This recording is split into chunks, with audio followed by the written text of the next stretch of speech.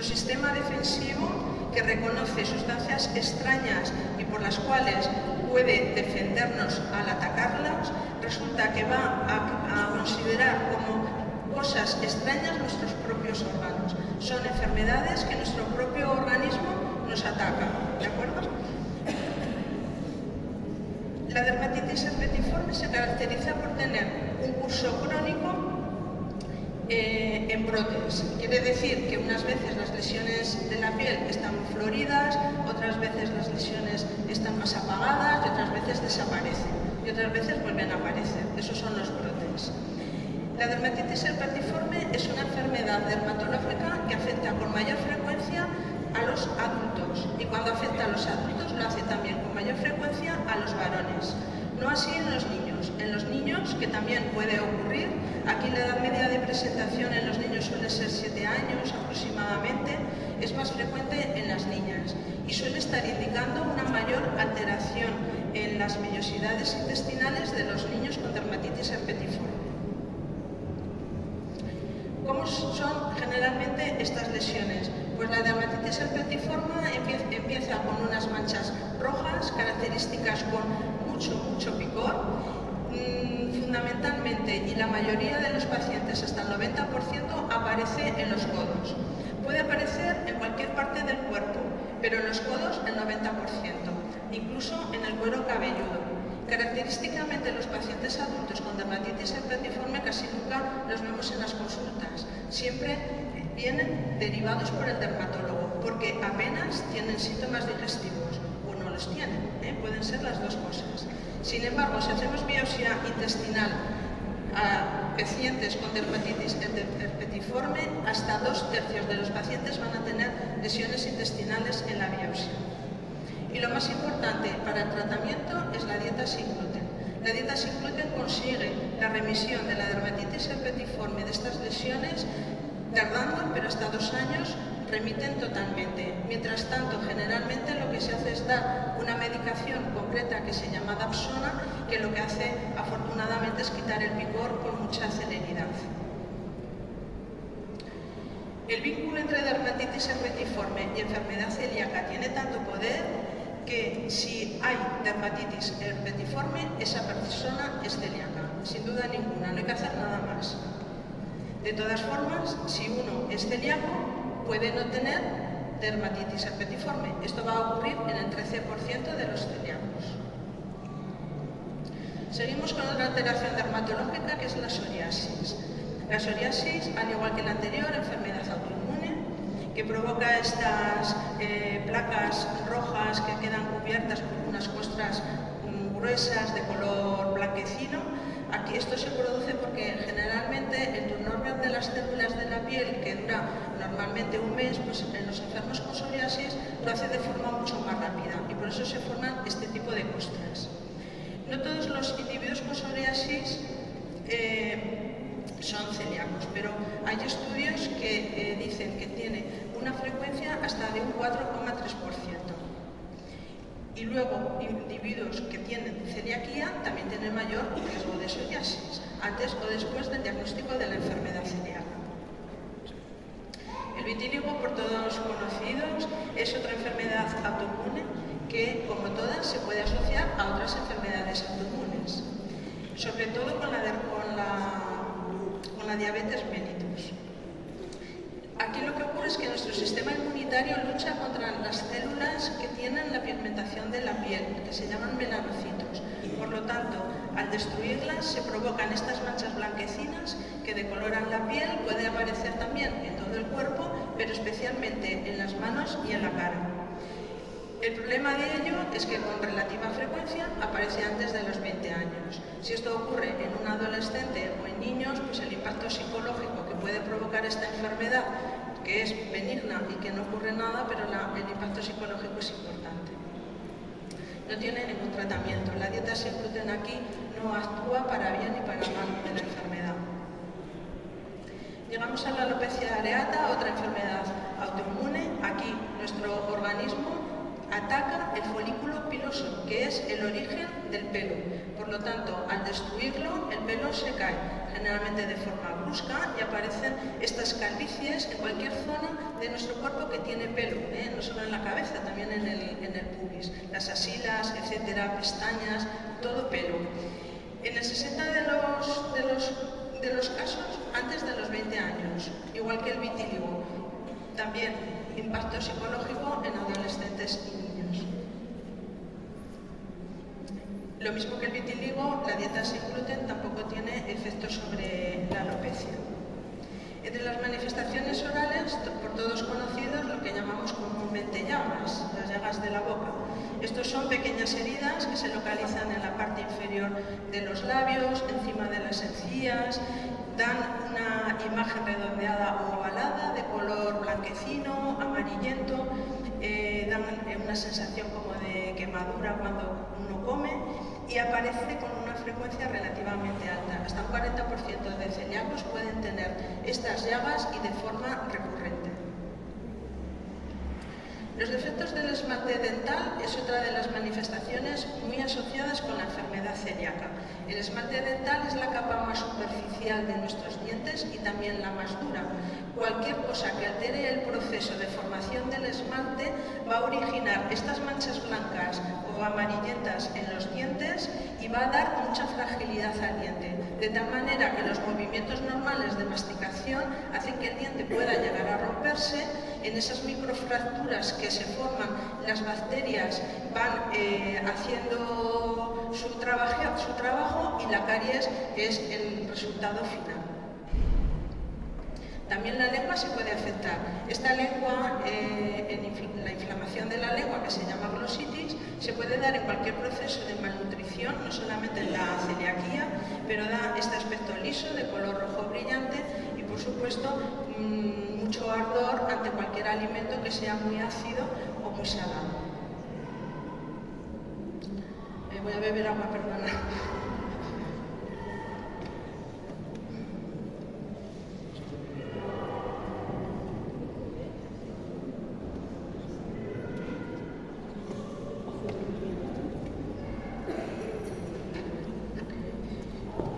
El sistema nervioso.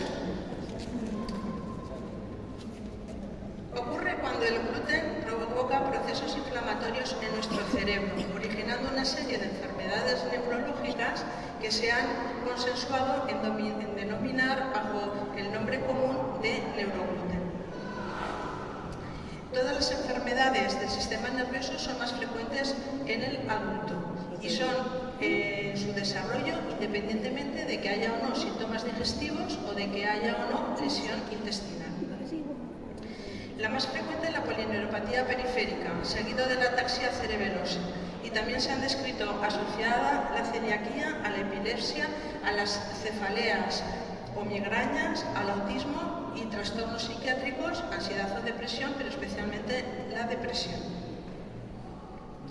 Empezamos por la ataxia cerebelosa, que es una enfermedad que ataca al cerebelo. El cerebelo es la parte del encéfalo que está situada en la parte posterior del cráneo y que coordina todos nuestros movimientos. Por eso, cuando nuestro sistema inmunitario ataca unas células existentes en el cerebelo, el síntoma más común es la inestabilidad en la marcha. También podemos ver temblor en las manos, dificultad en el habla. Característicamente, no llega ni al 10% de pacientes que tienen síntomas digestivos y solamente un 40% va a tener lesión intestinal. Aquí sí la dieta sin gluten puede mejorar mucho la ataxia cerebelosa, pero siempre y cuando el diagnóstico se haya hecho precozmente de la celiaquía.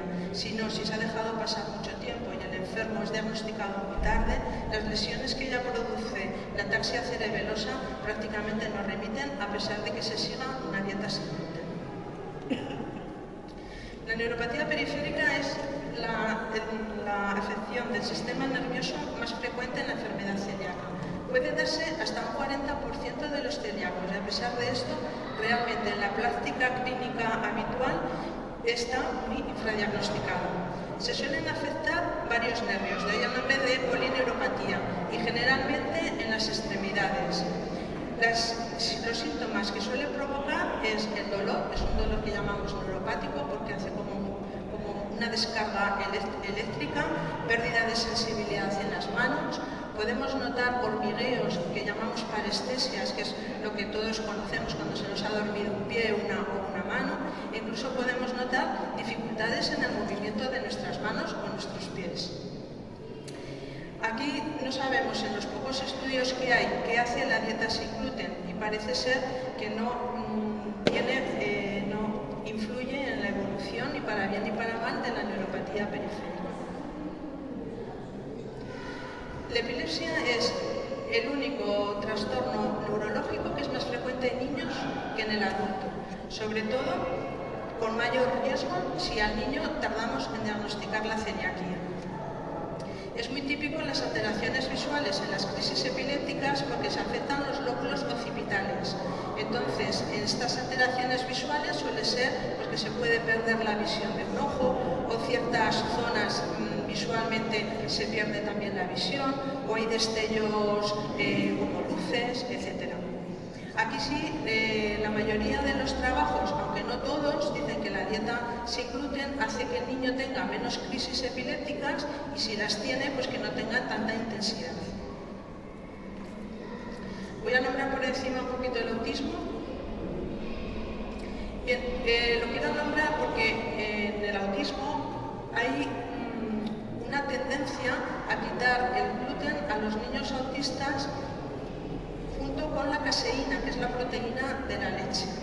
¿Y por qué se estaba un poco haciendo esto? Pues porque en principio, y aunque no se sabe por qué, se cree que las proteínas del gluten y de la caseína alcanzan de alguna manera el cerebro y originan alteraciones en su funcionamiento y empiezan a dar síntomas parecidos al autismo. Y en segundo lugar, porque en los pocos estudios que hay, las observaciones que hacen los padres de cuando quitan el gluten al niño, generalmente dicen siempre que mejora. Entonces ha habido como una tendencia a favorecer quitar el gluten a estos niños. Sin embargo, si hacemos un análisis exhaustivo de todos los trabajos que hay en la literatura médica, ¿qué encontramos? En primer lugar, que los estudios son generalmente escasos, son pocos. De los pocos que hay, analizan muy pocos sujetos. Hay estudios que a lo mejor analizan a 14 niños. Causísticamente es poco. Pero lo más serio de todo es que tienen poco rigor científico. Con lo cual, un gran número de ellos se apoyan en datos además subjetivos que no podemos medir de forma objetiva y científica. Por lo tanto, los datos que tenemos a día de hoy son muy limitados tanto en la cantidad como en la calidad. Por lo tanto, hay una evidencia muy débil a favor de la dieta sin gluten y sin caseína en el autismo. No podemos sacar conclusiones finales, necesitamos más estudios, sobre todo con mayor rigor científico y mayor número de casos, y por lo tanto la recomendación que debería de hacerse es no quitar el gluten ni la caseína a niños autistas que por lo menos no se les haya descubierto que sean celíacos. El sistema hematopoyético. Entre las enfermedades de hematología, aquí son más alteraciones analíticas que a veces son la única manifestación de una celiaquía. Entre ellas, la más frecuente, la anemia. Y dentro de la anemia, que puede ser de varias causas, por falta de hierro, por falta de vitamina B12, etc., la más frecuente es la anemia ferropénica. Es la falta de hierro producida por la mala absorción que tiene el hierro a nivel de intestino delgado. Por lo tanto, los glóbulos rojos van a estar disminuidos en sangre y en una analítica habitual que todos ustedes conocen, que se llama hemograma, pues los glóbulos rojos van a estar bajos. Si analizamos el hierro, que es el mineral que la sangre lleva por nuestro cuerpo, o la ferritina, que son los depósitos reales de hierro que hay en nuestro organismo, también están bajos. Lo mismo no podemos encontrar las plaquetas, que son células que actúan en la coagulación de la sangre, también las podemos encontrar bajas. Y asimismo los glóbulos blancos o leucocitos, con una leucopenia. Encontramos trastornos de la coagulación. Bueno, podemos encontrar. Esto es porque la vitamina K, porque es una vitamina liposoluble que se absorbe a nivel de intestino delgado, no se absorbe en cantidad suficiente. Por lo tanto, la actividad de protrombina, que es lo que medimos a nivel de los análisis, está baja y tenemos problemas en la coagulación. ¿Cómo se manifiesta? O bien por lo que llamamos petequias, que son estos puntitos rojos en la piel producidos por sangrado pequeñito de capilares, los hematomas, todos conocidos. Aquí lo que tiene que llamar la atención son hematomas, donde si nos damos un golpe y tenemos un hematoma normal, pero un hematoma sin recordar que nos hayamos dado un golpe o con pequeños traumatismos que no deberían de formar un hematoma grande, tiene que poner en alerta sobre aviso de que algo puede estar ocurriendo con la coagulación. Y también, muy frecuente, los sangrados nasales, de forma recidivante. Esto no solamente ocurre por alteración de la coagulación, sino a veces porque la celiaquía puede asociarse a una enfermedad hematológica autoinmune que se llama la púrpura trombocitopénica idiopática. Eso quiere decir que nuestro organismo ataca a nuestras plaquetas. Por lo tanto, cuando llegan al bazo, que es otro órgano distinto al hígado y lo tenemos en el lado contrario, el bazo cree que son cuerpos extraños y las mata, con lo cual también las plaquetas bajan. Generalmente el número de plaquetas para provocar serias hemorragias tiene que ser bastante bajo, ¿eh? Muchas veces tenemos plaquetas bajas pero no nos pasa nada. También trombosis, no solamente problemas en la coagulación. La trombosis más frecuente en las piernas, por todos conocidos, cuando hay una trombosis en una vena de una pierna, pues esa pierna se hincha, empieza a doler, se pone roja. También en el pulmón, aquí lógicamente da un cuadro más grave. Llegamos a las enfermedades endocrinas. La enfermedad que más se ha asociado a la enfermedad celíaca, porque comparte los mismos genes de susceptibilidad, es la diabetes mellitus tipo 1, que es la diabetes que solamente se puede tratar con insulina. La enfermedad celíaca puede afectar hasta un 4,5% de niños y 6% de adultos que tienen diabetes mellitus. Y generalmente la celiaquía se diagnostica después del desarrollo de la diabetes. Al igual que con otras enfermedades, los síntomas digestivos apenas existen o son pocos. Y muy importante, se considera que el paciente celíaco y diabético tiene un mayor riesgo de tener sepsis, especialmente por neumococo. La sepsis es una infección generalizada del cuerpo. El neumococo lo primero que va a hacer es una bacteria que nos va a dar una neumonía en el pulmón, pero si invade nuestro organismo da una sepsis con alto riesgo, por supuesto, de mortalidad. Por lo tanto, se recomienda la vacunación del neumococo en todo celíaco con diabetes. ¿Y por qué es importante que encontremos a los celíacos que son diabéticos? Porque la retirada del gluten de la dieta provoca una mejoría del control de la glucosa, por lo tanto las necesidades de insulina van a ser menores de las que habitualmente ya se ponían. Si existen síntomas digestivos, estos mejoran o desaparecen. Los niños, muy importante, porque en ellos son capaces de recuperar un crecimiento más normal y ganan peso. Y sobre todo, el evitar complicaciones a largo plazo de la diabetes en los órganos que afecta, como el riñón, la retina, etc. Por lo tanto, ¿qué se recomienda? Que en todo paciente diabético se haga un estudio anual con serología de celiaquía para encontrar a esos celíacos escondidos detrás de una diabetes mellitus. Las enfermedades endocrinas, concretamente de la glándula tiroides, se asocian mucho más que la diabetes a la enfermedad celíaca. Hay una evidencia científica muy concluyente en esta relación, de tal manera que hasta un tercio de los celíacos tienen alteraciones tiroideas y de los pacientes que tienen desórdenes tiroideos, hasta un 15% pueden ser celíacos. En general, lo que se encuentra más es el hipotiroidismo, es decir, la falta de función de hormonas tiroideas, que el hipertiroidismo.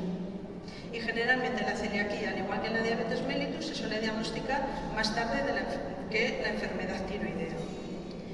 ¿Qué enfermedades tiroideas nos podemos encontrar? Pues varias, pero la más frecuente es la tiroiditis autoinmune o la que se llama también tiroiditis de Hashimoto. ¿En qué consiste? Lo mismo, nuestro sistema inmunitario ataca a nuestras células del tiroides.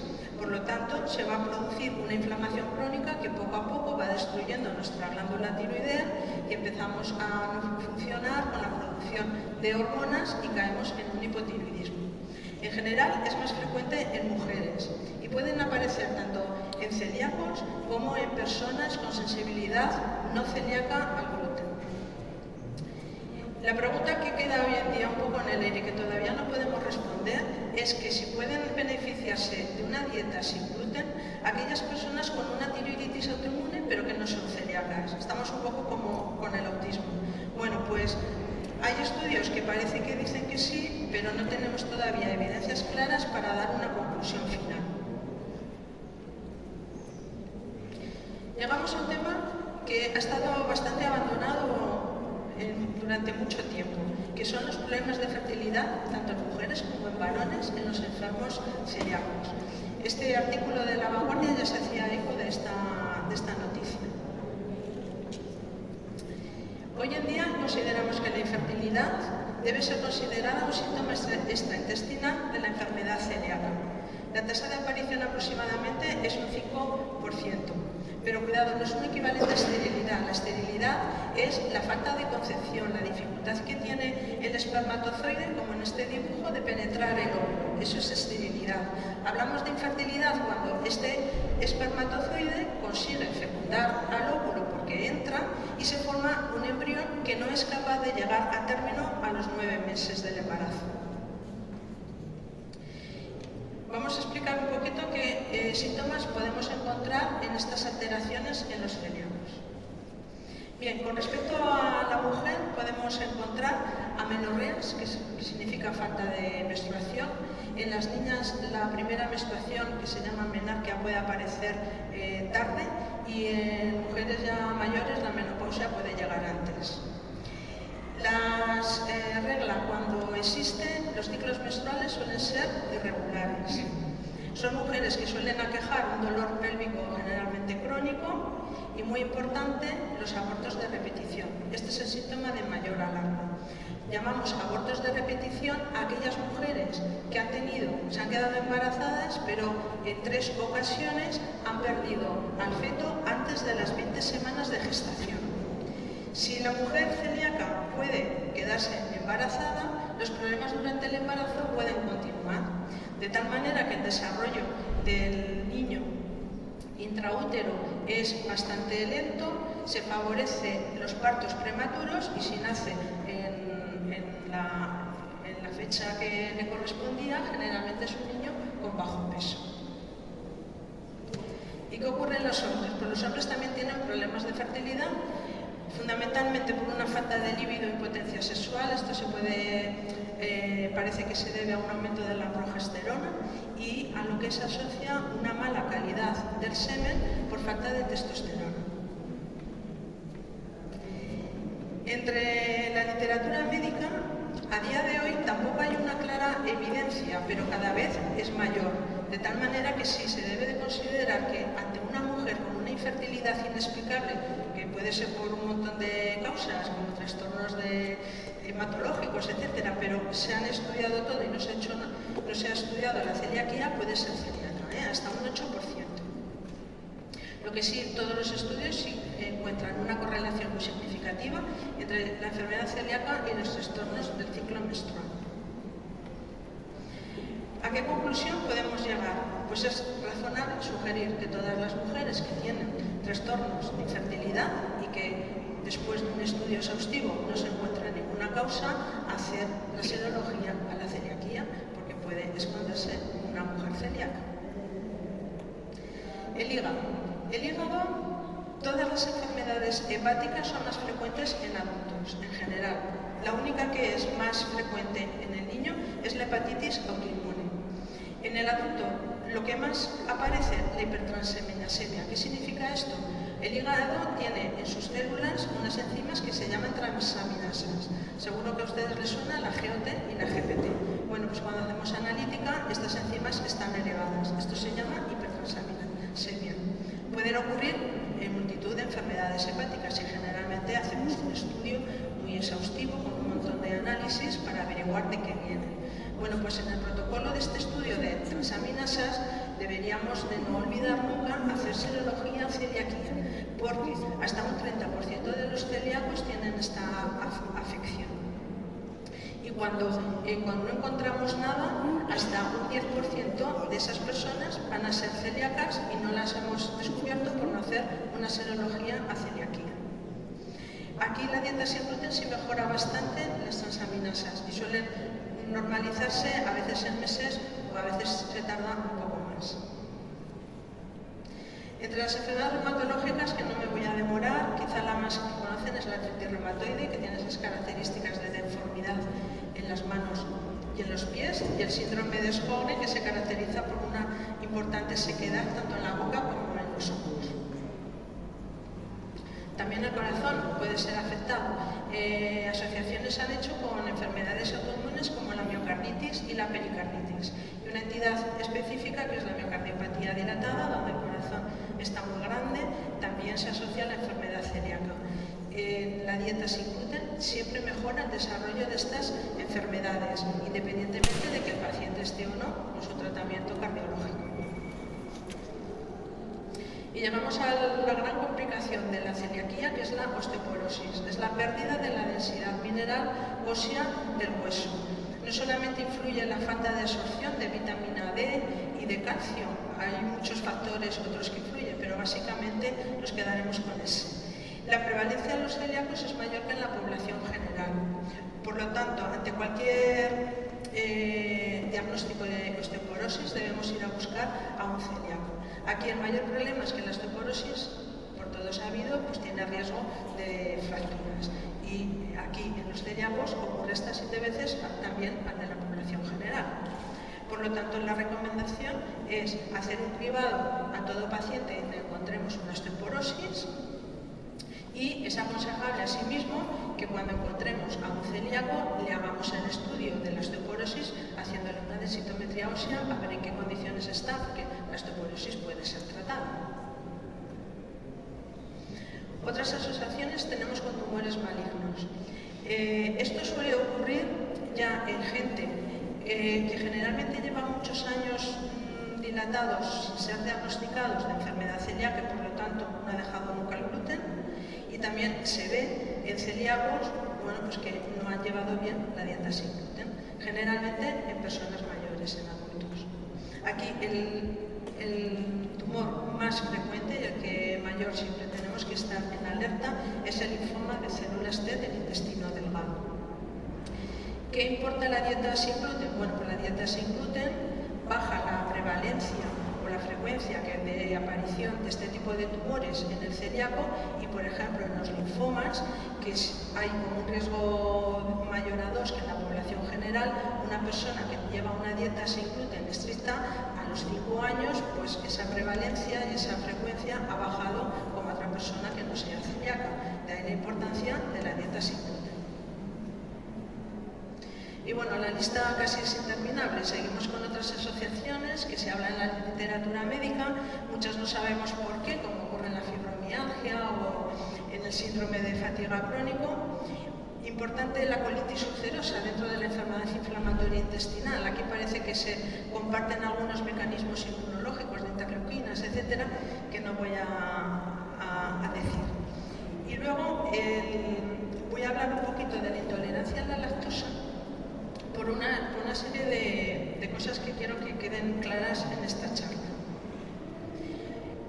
La intolerancia a la lactosa, como ustedes saben, es la lactosa que tomamos en los alimentos que lo llevan. Cuando llega a nuestro intestino delgado, tiene que haber una enzima que se llama lactasa, que origina un desdoblamiento de esa lactosa, lo parte en dos azúcares distintos y ya se puede absorber a sangre. ¿Qué ocurre si nuestro intestino, por ser celíacos o por otras características, no tiene lactasa suficiente? Pues que cuando nosotros tomamos lactosa nos ponemos malos. La clínica de la intolerancia a la lactosa tiene un montón de síntomas digestivos que son totalmente inespecíficos. Pueden ser síntomas de un celíaco, síntomas que tiene el colon irritable, en fin, son aumento de gases, la diarrea, el dolor de estómago. ¿Cómo test de hidrógeno expirado, porque mide los gases hidrógeno y metano cuando nos dan a beber 50 gramos de lactosa. Entonces, en la curva, si sale mal la curva de que tenemos una mala absorción de lactosa, pero no tenemos síntomas, no podemos diagnosticar intolerancia a la lactosa, solamente que tenemos mala absorción de lactosa. Pero si hemos hecho la prueba y en las horas siguientes no hemos sentido ni dolor abdominal, ni que nos hemos puesto gases, ni hemos vomitado, ni hemos tenido diarrea, tenemos mala absorción, pero no intolerancia. Eso quiere decir que aunque tomemos lactosa y no la absorbamos de todo, no nos va a causar ningún daño. ¿Cuándo diagnosticamos la intolerancia? Cuando la curva sale mal, pero nos hemos puesto a morir. Durante las horas siguientes o durante ese día de la prueba del test de hidrógeno, hemos tenido dolor, hemos tenido diarrea, entonces con una curva positiva más clínica podemos decir que somos intolerantes a la lactosa. La intolerancia a la lactosa generalmente ocurre, sobre todo al principio del diagnóstico de una celiaquía, porque las vellosidades intestinales suelen estar alteradas y la producción de lactasa es menor que lo normal. Entonces, generalmente, el celíaco al cual se le acaba de diagnosticar, generalmente se le quita la lactosa porque evita síntomas o persistencia de síntomas, aunque quites el gluten. Sin embargo, una vez que la celiaquía mejora y esta lesión intestinal vuelve a la normalidad, generalmente la intolerancia a la lactosa puede remitir y volver a la normalidad. ¿Y qué debemos de hacer? Esto era un poco lo que quería incidir. Bueno, no es conveniente que quitemos la lactosa absolutamente de todo lo que tiene lactosa. ¿Por qué? Porque la lactasa es una enzima que se llama sustrato dependiente. Se considera así porque nuestro intestino la produce según la cantidad de lactosa que tomemos. Es decir, que si nosotros tomamos mucha lactosa y no tenemos ningún problema genético de lactasa, bueno, pues nuestro intestino va a producir mucha lactosa para poder digerir toda la lactosa que tomamos. Sin embargo, si dejamos de tomarla totalmente, nuestro intestino es listo y va a decir, no, esta persona no necesita lactasa, dejo de producir. De tal manera que muchas veces dejamos lactosa sin saber si somos realmente intolerantes y nos estamos autoinduciendo una intolerancia a la lactosa, porque cuando la queremos volver a tomar, ya nuestro intestino no es capaz de producir lactosa. Por eso no debemos quitar, en todo caso, la leche, que es lo que más lactosa lleva, quizás sí, pero debemos de promover el consumo de queso curado y de yogur. Generalmente un intolerante a la lactosa es raro que no tolere 12 gramos de lactosa al día. ¿Dónde está esto? Pues para que os hagáis idea, en un vaso de leche de 240 centímetros cúbicos suele haber 12 gramos de lactosa. ¿El yogur cuántos tiene? 4, 3 veces menos. ¿Y qué facilita el yogur? Pues que tu intestino siga produciendo algo de lactasa que te va a ayudar cuando tú te encuentres mejor a digerir totalmente la lactosa. Y yo creo que con esto he terminado.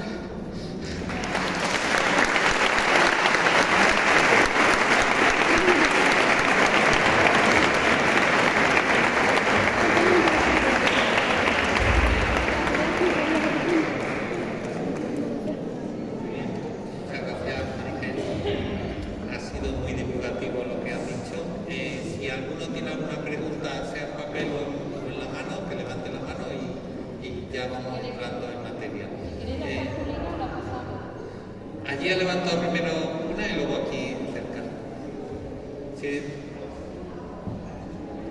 Si la queréis hacer a viva voz, la hacéis, un micrófono allí. Vale, ¿se me escucha? Sí. Vale, yo quería preguntar respecto al tema de la amenorrea que habías comentado, porque no sé qué tipo de alteraciones exactamente pueden existir en relación a la enfermedad celíaca. Es decir, si por ejemplo algún tipo de dolor muy infrecuente que también es presente en otro tipo de alteraciones ginecológicas.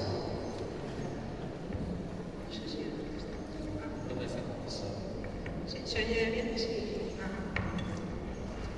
Bien, las alteraciones no son especialmente distintas a lo que podemos encontrar en mujeres que no son celíacas. La amenorrea es bastante frecuente, es decir, sobre todo la adolescente que no le viene la regla, que tarda bastante. Y sobre todo cuando ya tienes el ciclo y a veces de repente se corta la regla y no se sabe por qué. Eso también es frecuente en la celiaquía.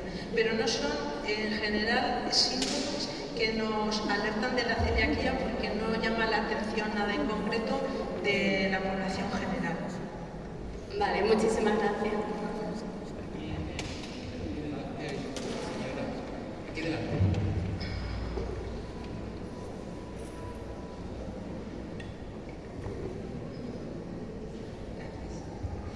Bueno, primero muchísimas gracias porque ha sido fenomenal. Gracias. Mira, la pregunta es, yo he estado muchos años trabajando en la asociación y me he encontrado con muchísimos tipos de pacientes, de celíacos y de no celíacos. Entonces mi pregunta concreta es, estas personas que van de médico en médico, de especialista en especialista, con síntomas digestivos, con síntomas de otra cosa, le hacen biopsia, le hacen endoscopia, le hacen analítica y no da la cara a la enfermedad celíaca de ninguna manera. Decimos, bueno, no será celíaco, pero no hay forma de que haya nada que le quite su problema. Entonces, la pregunta concreta es, ¿qué parte de mito o de realidad creéis que tiene que si se prueba una dieta sin gluten puede ser perjudicial si no eres celíaco? Una persona que no sea celíaca, el gluten en teoría no le hace daño. En teoría. Claro, pero cuando no sabes. Y cuando no sabes, yo lo que haría sería intentar diagnosticar antes la sensibilidad al gluten no celíaca. Bueno, ahora se llama más sensibilidad al trigo, porque el gluten muchas veces no es la causa total, porque el trigo tiene más cosas aparte de gluten. Están los FODMAPs, que es un tema bastante complejo, con los frutanos, etcétera, y a veces quitamos gluten y creemos que es el gluten el que va mejor, pero es porque hemos quitado FODMAPs o otro tipo de cosas que tiene el trigo. Pero en realidad, si yo en general digo, si una persona dice que está mejor sin gluten y no es celíaca, bueno, si quiere hacer esa dieta, creo que no está haciendo ningún daño, para ella misma. Para ella misma, no, porque claro, el gluten es tóxico en un celíaco, no en otra enfermedad. Vale, muchísimas gracias. Bueno, si quiere nuestro compañero decir algo más. Te quería hacer una pregunta. ¿A mí? Sí, a ti te quiero hacer una pregunta, ya que te has revisado todo el tema. Has dado una lista muy grande de enfermedades asociadas a la celiaquía. Quiero tranquilizar al público que no todo el celíaco va a desarrollar todas esas enfermedades. Eso hay que estar tranquilo porque si no ahora ya uno le pica la oreja y piensa que es por el gluten. Bueno, un poquito de tranquilidad.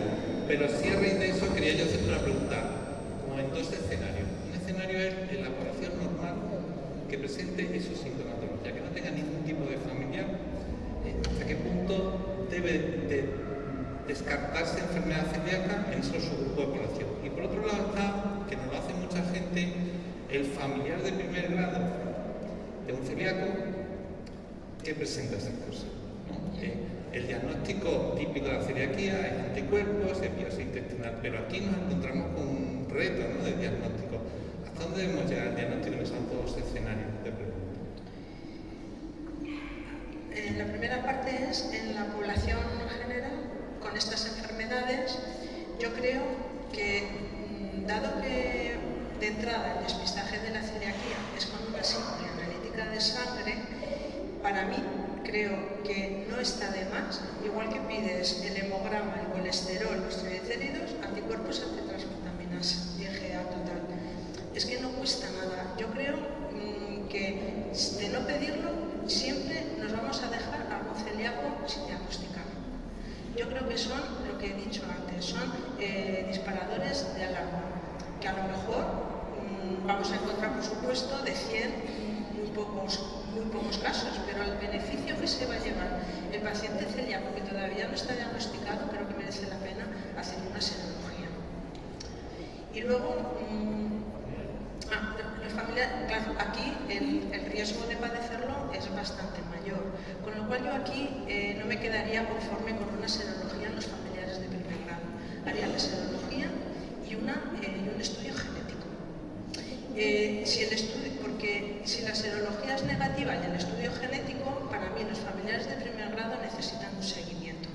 Una vez al año, una vez cada 2 años, eso sí no hay síntomas que hagan sospechar ya que se ha podido instaurar una celiaquía, yo lo seguiría. Si el estudio genético es negativo, bueno, pues ya sabemos que el valor predictivo negativo es del 99%, se nos va a escapar alguno, pero bueno, prácticamente lo vamos a dejar tranquilo.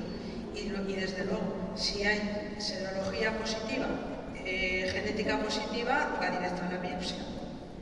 Yo creo que en los familiares, vigilancia y vigilancia.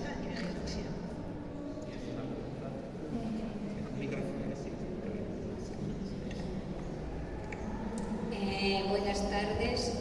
Mi pregunta es respecto a cuando las transaminasas hepáticas se disparan y te detectan enfermedad celíaca.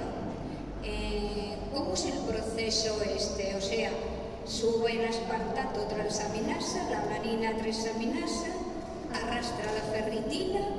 ¿Cómo es así? La vitamina B12, todo se disparata.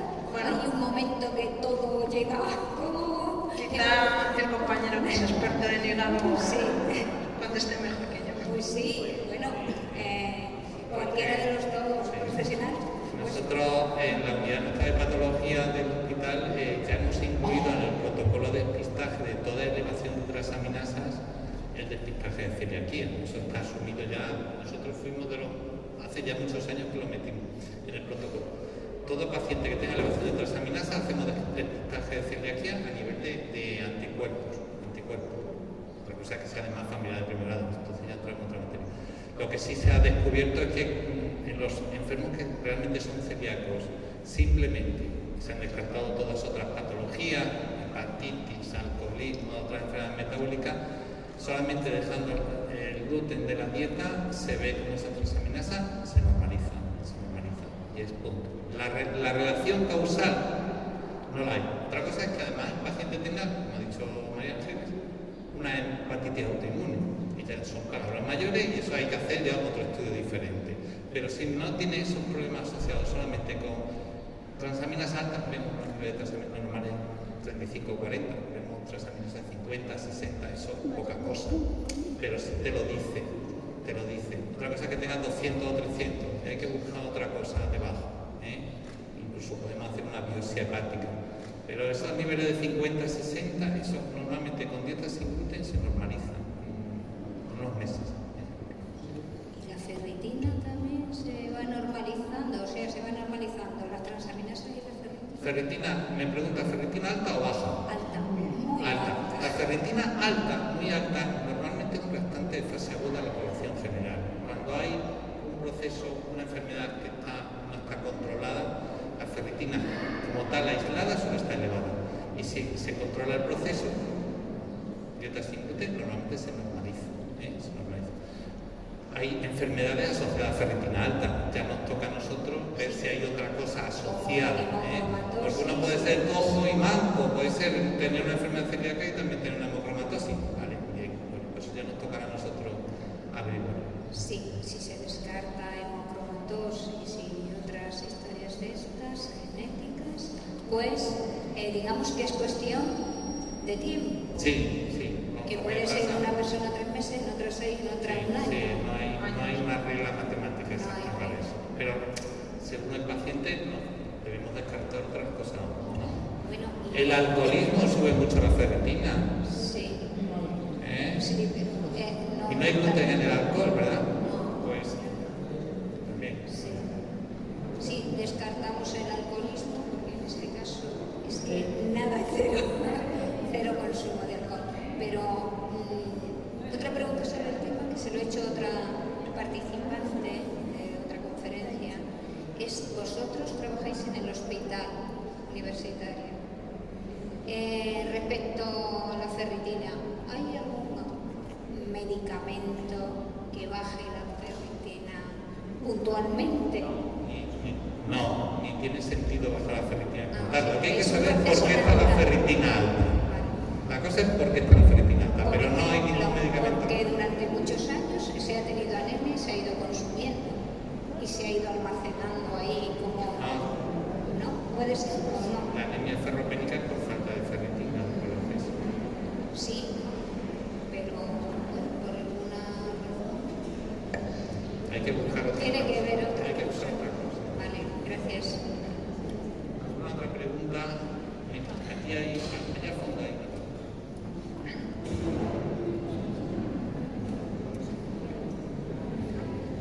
Buenas tardes. Quería preguntar si es normal que los celíacos tengamos problemas de vesícula. Gracias. No, Es que me ha pasado con gente celíaca que o les han operado de la vesícula o tienen cálculos, como yo por ejemplo, o tienen problemas de vesícula. No, Y pero- como no te he escuchado de ti, Claro, es que- me ha resultado raro. los temas de vesícula, claro, es tan frecuente en la población general que más bien es casualidad, pero no hay ningún nexo de unión con celiaquía en concreto. Vale, gracias.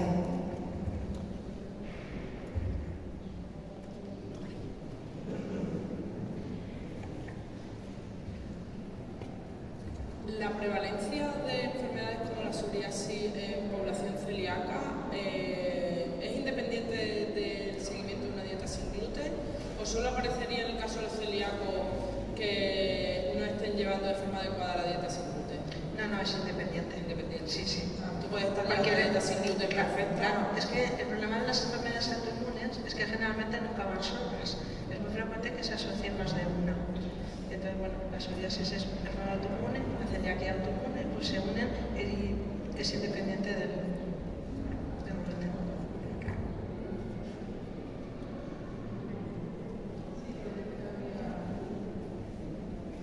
Si has dado alguna tarjetita a alguien, ha rellenado.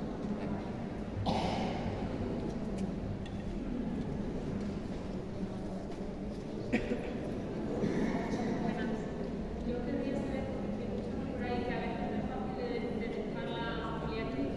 ¿Con una serología es suficiente o hay veces que...?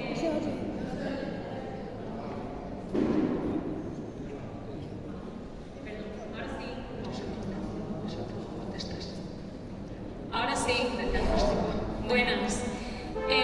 Yo quería saber si con una serología es suficiente para detectar la celiaquía. O puede ser que la serología sea negativa, de negativo, pero haya una celiaquía oculta. ¿La población general o un familiar de celíaco? Yo tengo una hija celíaca y tengo otros 3 hijos más. A 2 de ellos le hicieron la prueba genética y tienen una predisposición y otra no, pero tiene piel atópica y Es que, no, este protocolo, nosotros en adultos nos seguimos mucho por los protocolos creados por la sociedad de pediatras.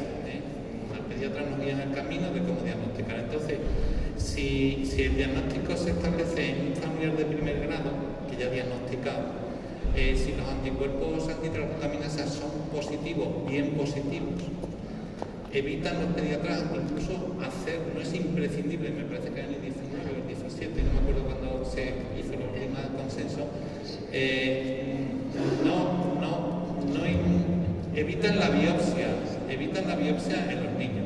Una endoscopia en niños siempre es más problemática que en adultos. Si los anticuerpos antitransglutaminasas son muy positivos, 10 veces por encima del límite superior de la normalidad. Si son más bajos, los pediatras aconsejan biopsia.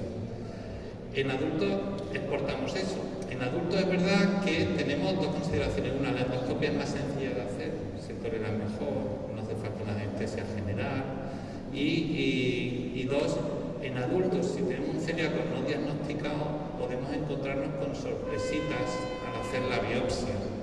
Entonces, en adultos, todavía, salvo casos de excepciones, nos inclinamos a hacer biopsia intestinal. Eso es la población de enfermedad de primer grado.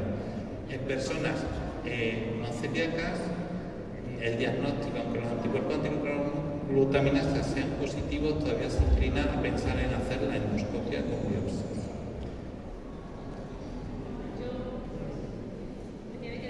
disculpa porque me pierdo un poco con la terminología médica, pero, por ejemplo, si de 4 hijos, una es celíaca, 2 tienen predisposición genética, es muy probable que mi marido o yo tengamos al menos predisposición genética. Entonces, el proceder con nosotros, ¿cuál es? Porque a nosotros nos han hecho una analítica normal y punto. Yo lo que hago con los adultos familiares, como su caso, es hacerle periódicamente serología, o sea, anticuerpos, para que entiendan, periódicamente. O si hay algún dato o síntoma guía, por ejemplo, si usted o su marido resulta que tiene además una anemia ferropénica o cualquiera de otras enfermedades, a lo mejor tengo que indagar más y hacer la biopsia intestinal. Pero si no hay ningún síntoma guía de alarma y están bien y los anticuerpos siguen dando negativo, bueno, tendrá la predisposición genética, pero puede que no la desarrolle nunca. No sé si me he explicado. Sí, es lo que dije anteriormente, seguimiento. Con estudio genético positivo, familiar de primer grado, seguimiento, o serología negativa. O ir directamente a la biopsia si hay algún dato de sospecha. Gracias, muchas gracias.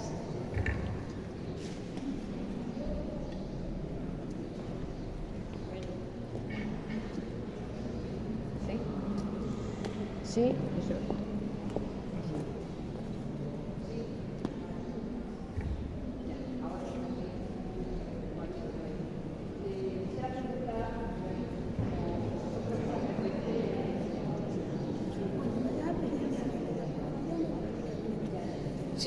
Sí, ahora todo un poquito. Preguntas frecuentes que nos hacen. A nivel de la salud pública, ¿se están haciendo estudios de la genética a los familiares de primer grado? A los familiares de primer grado, cuando se diagnostica un paciente, sí se les suele hacer el estudio genético.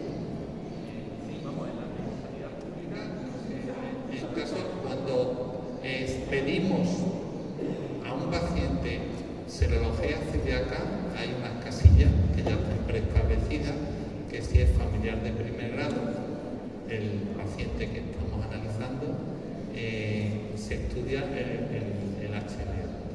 De acuerdo, pero si en una familia hay un miembro que es celíaco, ¿al resto de la familia se hace el estudio genético?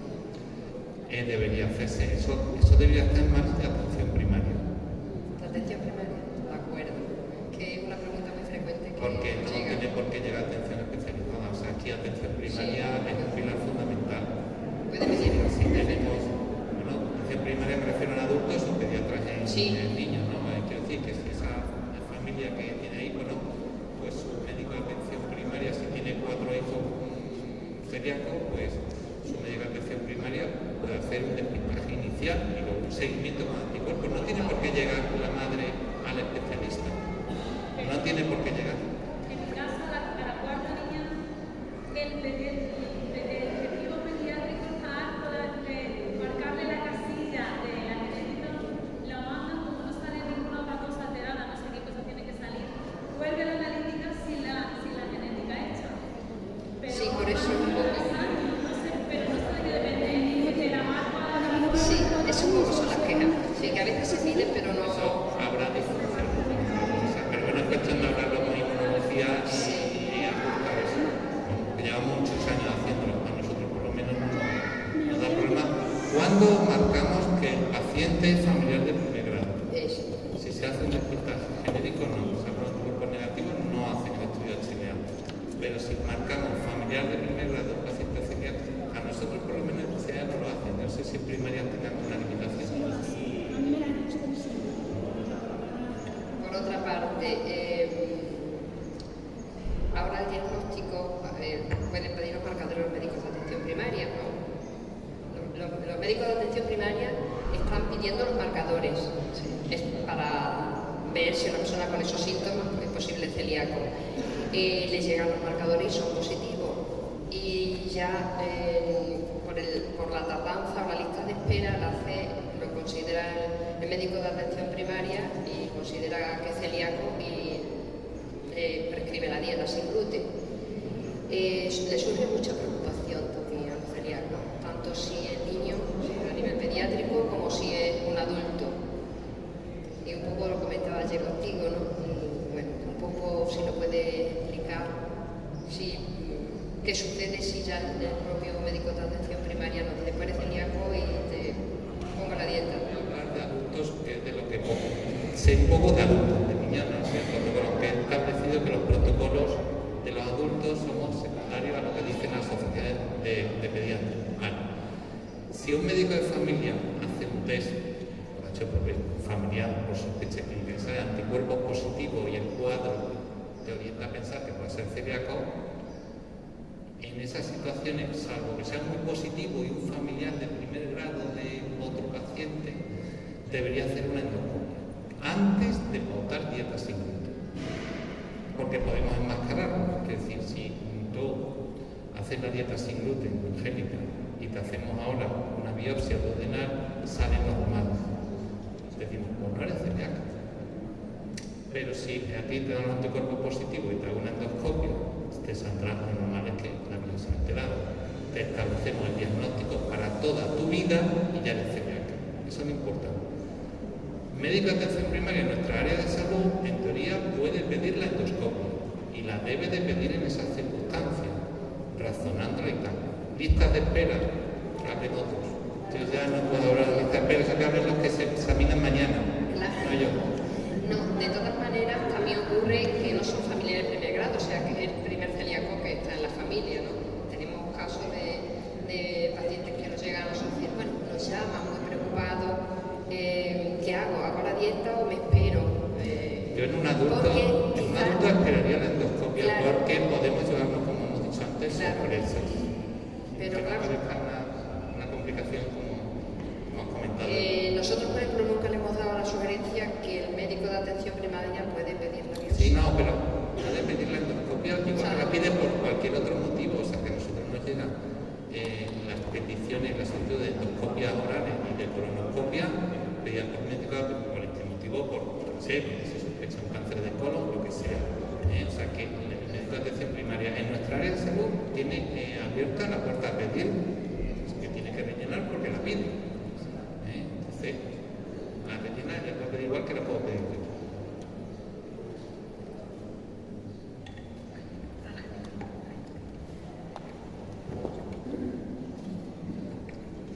Buenas tardes.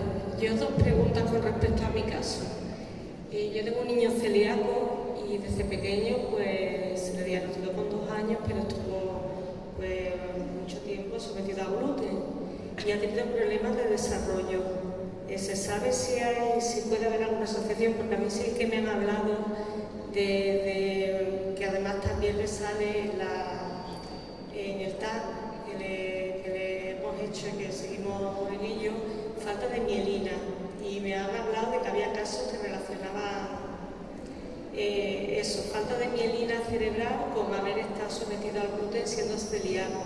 No sé si hay alguna noticia al respecto. Bueno, hay algún dato sobre esclerosis múltiple, pero no está muy clara esa asociación. En principio sería independiente, ¿no? En principio se puede decir que es más independiente que dependiente, pero está en duda, ¿eh? Sí. Hay algún trabajo que nombran Sí, pero además el trastorno de desarrollo en general, o sea, no ya que quitar el gluten mejore, sino que haya podido causar el estar sometido al gluten haya podido causar problemas de desarrollo. Claro, si es celíaco y toma gluten, pues todo va mal. Sobre todo en los niños, el desarrollo se altera. Sí, el TLL en este caso, trastorno del lenguaje, en mi caso. No se sabe todavía. Hay quizá un pediatra te contestaría mejor que yo, no sé. Sí, es que es una pregunta difícil, lo sé. Y otra cosa, mi hijo mayor, el no celíaco, está tardando mucho en crecer.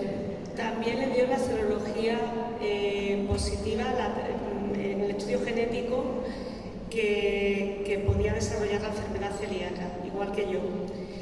Entonces le hemos hecho la analítica, no sale celíaco, pero que no crece lo que debe.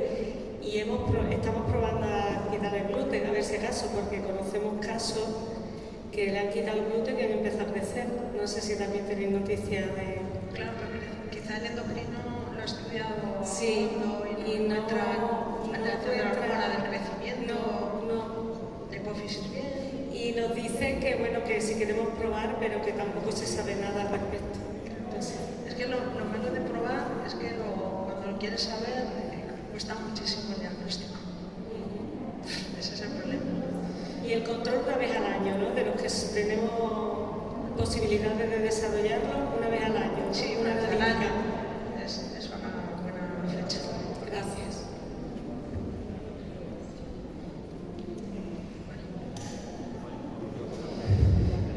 Angélica, que es la que manda. Sí, vamos por cerrar.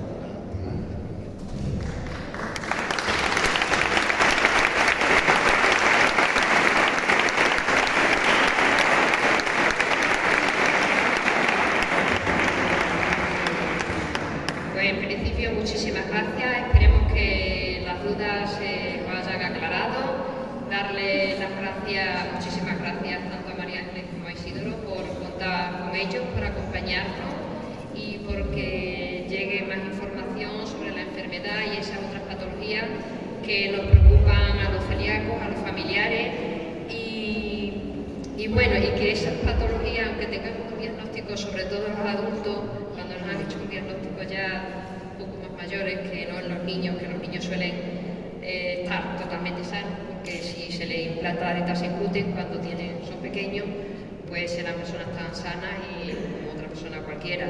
Pero a los celíacos adultos nos siguen acompañando esas otras patologías, no dejan de darnos problemas, no dejan de darnos una mala calidad de vida, también un coste económico, aunque nos quejamos mucho del coste alimentario, pero también un coste sanitario, de baja, de otros problemas de salud.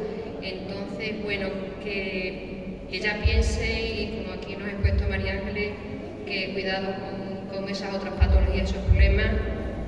Creo que ya de alguna forma los médicos, los especialistas empiezan a tener en cuenta que no son solamente problemas digestivos y que nos puedan ayudar a sobre todo tener una vida más sana y también más feliz, porque a veces esos problemas de salud nos causan muchísimos problemas de, pues eso, como ha dicho, otros problemas neurológicos, depresiones, desesperación, ¿no? Y eso, agradecerles muchísimo que nos hayan aportado estas nuevas informaciones que nos hacen, no sé, sentirnos un poquito más seguros y como escuchados, un poquito escuchados, ¿no?